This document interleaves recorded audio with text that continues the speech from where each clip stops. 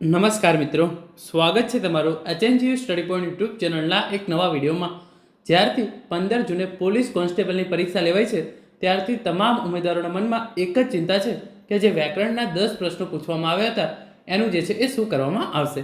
તો આજના આ વિડીયોની અંદર આપણે જોઈશું કે ગુજરાત પોલીસ ભરતી બોર્ડે વ્યાકરણના આ 10 પ્રશ્નો અંગે શું સૂચના જે છે એ જાહેર કરેલી છે અને હવે તમારે પાસ થવા માટે 70માંથી 40% લાવવા પડશે, એટલે કે તમારે 70માંથી પાસ થવા માટે 28 માર્ક્સ લાવવા પડશે કે કેમ, એના વિશેની માહિતી પણ આપણે આજના આ વિડીયોની અંદર જોવાના છીએ.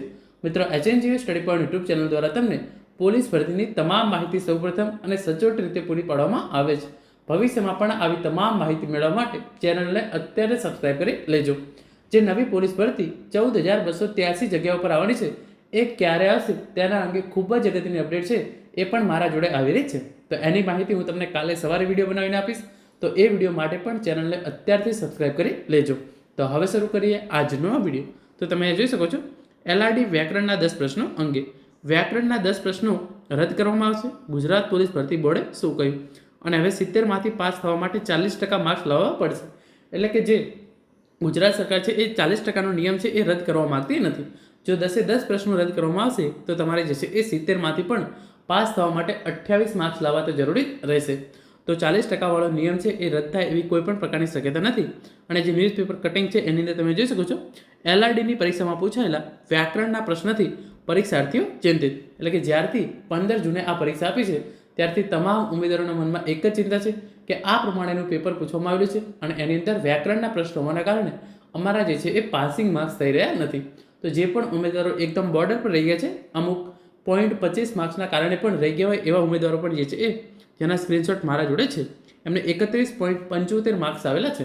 જો વ્યાકરણના પ્રશ્નોની અંદર સુધારો કરવામાં આવે તો તેઓ ચોક્કસથી જે છે એ ક્વોલિફાઈંગ માર્ક્સ મેળવી શકે છે.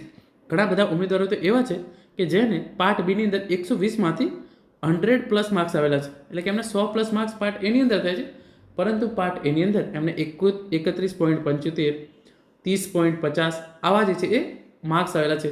તો એના કારણે આ તમામ ઉમેદવારો જેણે ખરેખર મહેનત કરેલી છે એવા ઉમેદવારોને જે છે એ અન્યાય થઈ રહ્યો છે. તો આ અંગે ગુજરાત પોલીસ ભરતી બોર્ડે શું કહ્યું, જે આપણે આ ન્યૂઝપેપર કટિંગ કરી સમજીએ.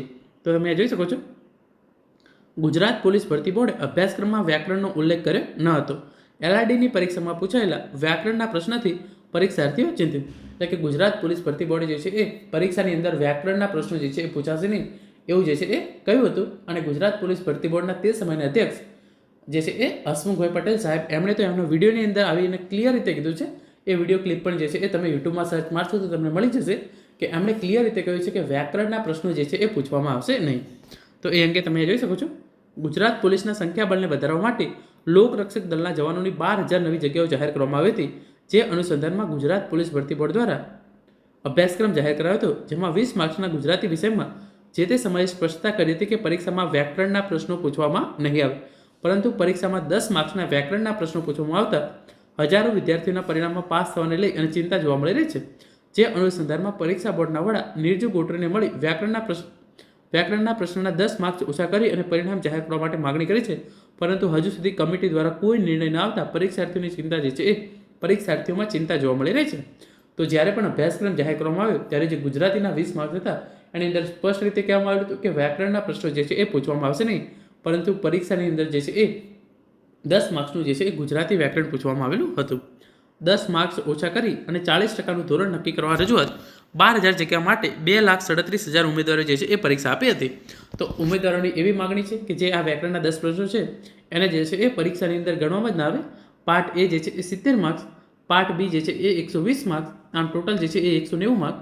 પાર્ટ એની અંદર તમારે જે છે એ પાસ થવા માટે જે છે એ 70માંથી હવે જે છે એ 28 માર્ક્સ લાવવા પડે.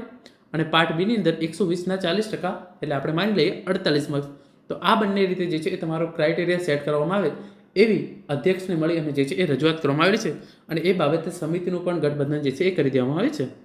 રાજ્યના ગૃહ વિભાગે ગુજરાત પોલીસ સંખ્યાબળ વધારવા માટે લોકરક્ષક દળની 12,000 જગ્યાઓ જાહેર કરી હતી, જેની શારીરિક પરીક્ષામાં પાસ થયેલા પરીક્ષાર્થીઓ પૈકી 2,37,000 યુવાનોએ લેખિત પરીક્ષા આપી હતી. લેખિત પરીક્ષા માટે જાહેર કરેલા અભ્યાસક્રમમાં 80 માર્ક્સના પેપરમાં 30 ગુણ જે છે એ ડેટા એનાલિસિસના, 30 માર્ક્સ જે છે એ માત્રાત્મક યોગ્યતા અને 20 માર્ક્સ ગુજરાતી વિષયમાં વિગતથી ફકરા લખવા માટેના હતા, એટલે કે ઉપર ફકરો આપેલો હોય એમાંથી તમારે જે છે એ જવાબો લખવાના હતા. એવા જે છે એ 10 પ્રશ્નો જે છે એ રાખવામાં આવેલા હતા. પરંતુ પરીક્ષાર્થીઓને ગુજરાતી વિષયમાં યોગ્ય સ્પષ્ટતા નથી હોવાથી આ બાબતે તે સમયના બોર્ડના ચેરમેન હસમુખ પટેલને મળીને રજૂઆત કરી હતી. ત્યારે તેમણે તેમની યુટ્યુબ ચેનલ પર આ અંગે કહ્યું હતું કે પરીક્ષામાં ગુજરાતી વ્યાકરણ અંગે પ્રશ્ન પૂછવામાં નહીં આવે. એમણે વિડીયોની અંદર ક્લિયર રીતે કહ્યું હતું કે ગુજરાતી વ્યાકરણના પ્રશ્નો જે છે એ પૂછવામાં આવશે નહીં. જેથી 2,37,000 પરીક્ષાર્થીઓએ ગુજરાતી વિષયમાં વ્યાકરણ સેવાની તૈયારી કરી હતી. પરંતુ પરીક્ષામાં 10 માર્ક્સનો વ્યાકરણનો પ્રશ્ન પૂછાયો હતો, જે પરીક્ષાના અભ્યાસક્રમ બહાર હોવાથી મોટાભાગના પરીક્ષાર્થીઓ તેનો જવાબ જે છે એ લખી શક્યા નથી. આ બાબતને ગંભીરતાથી લઈ પરીક્ષાર્થી યુવાનોએ ડીજીપીને મળી રજૂઆત કરી હતી અને ડીજીપીએ તેમને પોલીસ ભરતી દળના વડા નિરજુ ગોટરીને મળવાની જે છે એ સૂચના આપી હતી. યુવાનોએ તેમને મળીને રજૂઆત કરી હતી કે 10 માર્ક્સના વ્યાકરણના પ્રશ્નને કારણે મોટાભાગના પરીક્ષાર્થીઓ પરિણામ પર નકારાત્મક અસર જે છે એ થઈ શકે એમ છે. જેથી આ 10 માર્ક્સને હટાવી પરીક્ષા જે છે એ 70 માર્ક્સની ગણી અને તેના આધારે પાસ થવાના 40% માર્ક્સની ગણતરી કરવામાં આવે, ત્યાંથી યુવાનોનું ભવિષ્ય ન બગડે. જે અંગે નિરજા ગોટરુએ ખાતરી આપી હતી કે કમિટીની મિટિંગમાં આ નિર્ણય લઈ અને યોગ્ય આ બાબતને લઈ અને યોગ્ય નિર્ણય જે છે એ લેવામાં આવશે. પરંતુ હજુ સુધી આ બાબતે કોઈ પણ નિર્ણય ના આવતા પરીક્ષાર્થીઓની જે છે એ ચિંતા વધી છે. તો આપણે જે પણ યુવાનો હતા એમને જે છે એ ગુજરાત પોલીસ ભરતી બોર્ડના અધ્યક્ષ નિરજા ગોટરુ મેડમને વિનંતી કરી છે. તો એમણે આ તમામ ઉમેદવારોની બાબત જે છે એ શાંતિથી સાંભળી છે અને બની શકે છે કે આ 10 પ્રશ્નો જે છે એ કેન્સલ કરવામાં આવે અને એના બદલે જે છે એ પેપર જે છે એ 70 માર્ક્સનું ગણી અને એમાંથી તમારે જે છે એ પાસ થવા માટે 28 માર્ક્સ લાવવા પડે એવી જે છે એ રજૂઆત કરવામાં આવી શકે છે. આ બાબતે હજુ કમિટી દ્વારા કોઈપણ પ્રકારનો નિર્ણય લેવામાં નથી આવેલો, પરંતુ આ બાબતે કોઈ પણ અપડેટ આવશે તો એની માહિતી તમને HNGU study point YouTube channel દ્વારા પૂરી પાડવામાં આવશે. અત્યારના તબક્કે 80માંથી જે ઉમેદવારો 32 માર્ક્સ લાવશે એ પાસ છે એમ માનીને ચાલવાનું છે. જો 40% વાળો નિયમ લાગુ પડશે તો તમારે 70માંથી 28 માર્ક્સ લાવવા પાસ થવા માટે લાવવાના રહેશે. તો મિત્રો, આ હતો આજનો વિડીયો, જેને અંગે જે અંદર આપણે વ્યાકરણના જે 10 પ્રશ્નો અંગે તમામ વિદ્યાર્થીઓના મનમાં કન્ફ્યુઝન છે એના વિશે વાત કરી છે. Thank you so much for watching.